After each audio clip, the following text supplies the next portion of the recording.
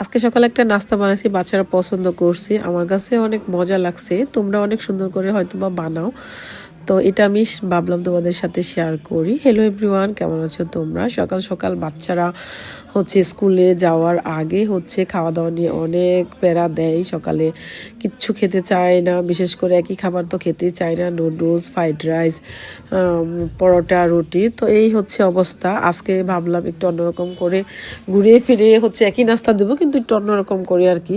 তো যাই হোক, এখানে সরিষার তেল দিয়ে দিলাম অল্প একটু, তারপরে পেঁয়াজটা ফালি করে দিয়ে হালকা করে ভেজে নিব।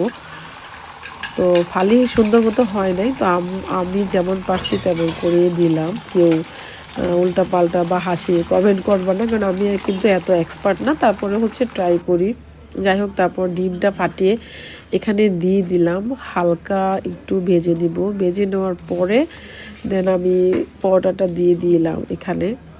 এটাকে আস্তে করে ভেজে দিব।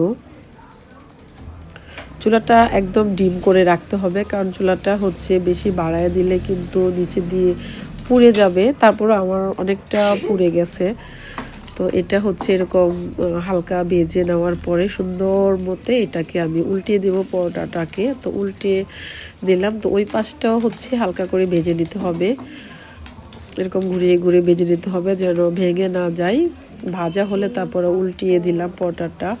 উল্টে পরোটার মধ্যে একটু হালকা সস দিয়ে দিলাম, অল্প পরিমাণ। সসটাকে সুন্দর করে ছড়িয়ে দেব পুরো পরোটায়। অল্প একটু, বেশি দিলে একদম ল্যাবড়া ছ্যাবড়া হয়ে যাবে।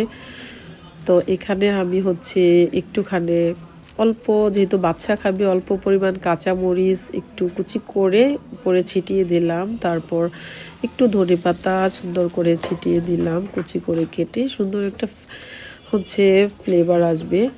তারপর চাইলে তুমি একটু চিনি উপরে ছিটিয়ে দিতে পারো, বাচ্চারা মিষ্টি খেতে পছন্দ করে। তারপর এই তো তোমার মতো করে একটু সুন্দর করে হালকা করে ভেজে উঠিয়ে নিয়ে বাচ্চাদের দিবা। চাইলে টিফিনেও দিলে কিন্তু বাচ্চারা মনে হয় পছন্দ করবে। আমার এটা আসলে তেমন একটা সুন্দর হয় না, কিন্তু খেতে কিন্তু দারুণ মজা হয়েছে।